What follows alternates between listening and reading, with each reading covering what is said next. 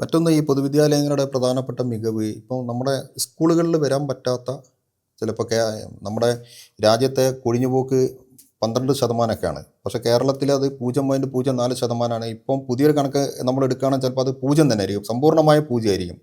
അതിലേറ്റവും പ്രധാനപ്പെട്ടത് നമ്മുടെ ഗോത്ര വിഭാഗം കുട്ടികളിൽ പലരും സ്കൂളുകളിൽ അത് അവരുടേതായ ജീവിത സവിശേഷത കൊണ്ടാണ് അവർ പലപ്പോഴും സ്കൂളിൽ വരാത്തത്.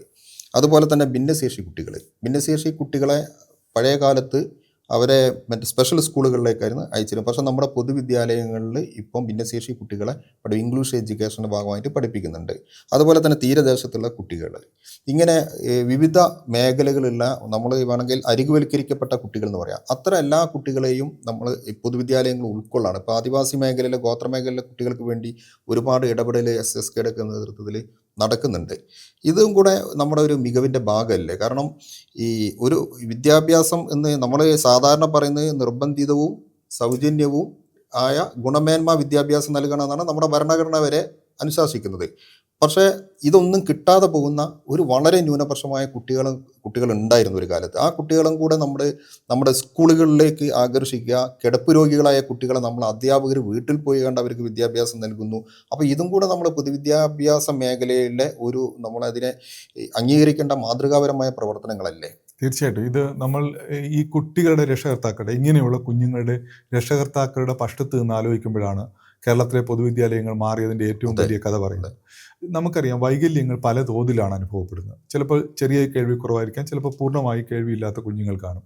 പൂർണ്ണമായി കേൾവിയില്ലാത്ത കുഞ്ഞിന് ചിലപ്പോൾ പ്രത്യേകമായ സ്കൂളുകൾ ആവശ്യമായി. പക്ഷേ ഭാഗികമായി കേൾവിയുള്ള കുട്ടിക്ക് പൊതുവിദ്യാലയത്തിൽ വന്നാൽ ബാക്കിയുള്ള കുട്ടികളുമായി ആശയവിനിമയം നടത്തുമ്പോൾ അവന് തീർച്ചയായിട്ടും വലിയ പുരോഗതിയുണ്ട്. ഇത്ര ഒട്ടേറെ അനുഭവങ്ങൾ ഈ രക്ഷകർത്താക്കൾക്ക് തന്നെ, നമ്മളെ കേൾക്കുന്ന നൂറുകണക്കിന് രക്ഷകർത്താക്കൾക്ക് ഈ അനുഭവം പറയാനുണ്ട്. അപ്പോൾ പൊതുവിദ്യാലയങ്ങളിൽ എല്ലാ തലത്തിലും പെട്ട കുട്ടികളെ ചേർത്ത് പിടിക്കുക എന്ന് പറയുന്നത് അതുകൊണ്ട് തന്നെയാണ് ഈ സമൂഹത്തിൻ്റെ ഒരു പരിച്ഛേദമാണ് പൊതുവിദ്യാലയങ്ങൾ. ഏതെങ്കിലും വരേണ്യവർഗത്തിൻ്റെ കുഞ്ഞുങ്ങൾ മാത്രം പഠിക്കുന്ന ഒരു വിദ്യാലയമല്ല. അതുകൊണ്ട് തന്നെ കുട്ടികൾ ഇവിടെ ജീവിതമാണ് പഠിക്കുന്നത്. തൻ്റെ കൂടെ ഒരു വയ്യാത്ത ഒരാളുണ്ടെങ്കിൽ, തൻ്റെ വീട്ടിലുണ്ടെങ്കിൽ അവരെ എങ്ങനെയാണ് ചേർത്ത് പിടിക്കേണ്ടത് നമ്മുടെ ക്ലാസ് മുറികൾ പറഞ്ഞു കൊടുക്കുക. നമുക്കൊക്കെ അറിയാം, ക്ലാസ് മുറിയിൽ കാണുന്നത് ഈ അധ്യാപകരുടെ മിടുക്കൊണ്ടല്ല പലപ്പോഴും ഭിന്നശേഷിയുള്ള കുട്ടികൾ അവരുടെ കാര്യങ്ങളെല്ലാം ചെയ്യുന്നത്. പല സ്കൂളുകളിൽ നമുക്കിപ്പോൾ പല റീൽസിലൊക്കെ കാണാം, ഈ കുഞ്ഞുങ്ങളെ ചേർത്ത് പിടിക്കുക, ഇത് പഠിപ്പിക്കുന്നൊരു, നമ്മൾ പറയുമല്ലോ, നമ്മൾ പാഠപുസ്തകത്തിൽ നിന്നുള്ള ചില ഈ അനുഭവങ്ങൾ, കുട്ടികൾക്ക് മൂല്യങ്ങൾ പഠിക്കേണ്ടത്. ഈ മൂല്യങ്ങളൊക്കെ യഥാർത്ഥത്തിൽ ജീവിതത്തിൻ്റെ ഭാഗമായി കുട്ടികൾ പഠിക്കുകയാണ്. പൊതുവിദ്യാലയങ്ങൾ ഇവരെ ചേർത്ത് പിടിക്കുവാൻ, പ്രത്യേകിച്ച് സമഗ്ര ശിക്ഷയുടെ നേതൃത്വത്തിൽ നമുക്ക് സ്പെഷ്യൽ എഡ്യൂക്കേറ്റർമാരുണ്ട്.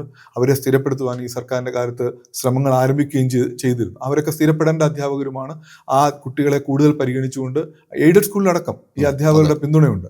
ഈ കുട്ടികളെ പ്രത്യേകമായി പരിഗണിക്കേണ്ടതാണെങ്കിൽ അവിടെ ചെന്ന് അവർക്ക് പരിശീലനം നൽകും, പരീക്ഷ എഴുതാൻ അവർക്ക് സൗകര്യം കൊടുക്കും. ഇത് ഒരുപക്ഷെ അത്തരം ഒരു കുഞ്ഞില്ലാത്ത ഒരാൾക്ക് പെട്ടെന്ന് മനസ്സിലാവുകയില്ല. മനസ്സിലാകുന്നവരുമുണ്ട്, ഇല്ലെന്ന് പറയുകയല്ല. പക്ഷേ അത്തരം കുഞ്ഞുങ്ങളെ നമ്മൾ ഒരു 10-20 കൊല്ലങ്ങൾക്ക് മുമ്പ് എന്തായിരുന്നു, വീടിന് പുറത്തിറക്കാൻ കഴിയുമായിരുന്നു. വീടിനകത്ത് തന്നെ. ഇപ്പൊ ഹോം ബേസ്ഡ് എന്ന് പറഞ്ഞാൽ ചിലപ്പോൾ ചില ക്ലാസ് മുറികൾ ഒന്നാകെ ഈ കുട്ടികളെ കാണാൻ പോകും. ഈ കുട്ടിക്ക് ചുറ്റി വരുന്നതുകൊണ്ട് വർത്തമാനം പറയും. ആ കുട്ടിക്ക് കൊടുക്കുന്ന ഒരു ലോകമുണ്ടല്ലോ, ആ വീട്ടിലെത്തുന്ന കുട്ടിക്ക് നാം കൊടുക്കുന്ന ഒരു സന്ദേശമുണ്ടല്ലോ. ഇത് നമ്മൾ ലോകത്തെ ഉയർത്തിപ്പിടിക്കേണ്ട വലിയ മാനവികത അങ്ങനെ പൊതുവിദ്യാലയങ്ങൾ പ്രദാനം ചെയ്തു. നമ്മൾ മനുഷ്യൻ എന്ന് പറഞ്ഞാൽ പരീക്ഷയിൽ ജയിക്കാൻ വേണ്ടി സൃഷ്ടിക്കപ്പെട്ട ജീവിയാണെന്ന് കരുതുന്നവരല്ലോ. മനുഷ്യനാവുക എന്ന് പറഞ്ഞാൽ വളരെ പ്രധാനപ്പെട്ട കാര്യമാണ്. അത് നമ്മുടെ ഈ വൈവിധ്യം, ഈ പ്രത്യേകിച്ച് ഈ പ്രത്യേക പരിഗണന അറിയിക്കുന്ന കുട്ടികൾ വെച്ചാൽ ഈ മേഖല, ഈ ശാരീരികവും മാനസികവുമായ വെല്ലുവിളികൾ മാത്രമല്ല, നമ്മുടെ സാമൂഹികമായി ഒറ്റപ്പെട്ടു പോയ കുഞ്ഞുങ്ങളുണ്ട്. സാർ ഇവിടെ സൂചിപ്പിച്ചു, മലയോര മേഖലയിലെ കുട്ടികളുണ്ട്, അതുപോലെ തന്നെ നമ്മുടെ തീരദേശ മേഖലയിലെ കുട്ടികളുണ്ട്. എന്താണ് ഇവരുടെ പ്രശ്നമെന്ന് നമ്മൾ അന്വേഷിച്ചു തുടങ്ങിയിട്ട് എത്ര നാളായി? ഈ കുട്ടിയുടെ ഭാഷ എത്ര പേർക്ക് അറിയാം? ഇവരുടെ ഭാഷ അറിയാവുന്ന ടീച്ചർ ക്ലാസ് മുറിയിൽ വേണമെന്ന് നമുക്ക് എന്നാണ് തോന്നി തുടങ്ങിയത്? അവരുടെ ഭാഷ എത്ര ടീച്ചർമാർ? അത് കേരളത്തിൽ ഈ പാഠ്യപദ്ധതി മാറിയതിന് ശേഷമാണ്. അത് പൊതുവിദ്യാലയങ്ങളിൽ മാത്രമാണ് ഈ മാറ്റം. ഇന്നും ഇത്തരം പറയുന്ന നമ്മൾ മറ്റു വിദ്യാലയങ്ങളിൽ പലപ്പോഴും ഈ കുഞ്ഞുങ്ങളെ മാറ്റി നിർത്തുമ്പോൾ നമ്മുടെ സർക്കാർ എയ്ഡഡ് വിദ്യാലയങ്ങൾ ഈ കുട്ടികളെ 2 കൈ നീട്ടി സ്വീകരിക്കുക മാത്രമല്ല, ഈ കുഞ്ഞുങ്ങളെ പൊതുസമൂഹത്തിൻ്റെ ഭാഗമാക്കുവാൻ നമ്മുടെ പൊതുവിദ്യാലയങ്ങൾക്ക് ബഹുഭൂരിപക്ഷത്തിനും കഴിയുന്നുണ്ട്. അത് ആ സമൂഹത്തിൽ അവർക്ക്, ആ കുഞ്ഞുങ്ങൾക്ക് ഇടപെട്ട് പ്രവർത്തിക്കുവാൻ ഒട്ടേറെ അവസരങ്ങൾ നൽകുന്നുണ്ട്.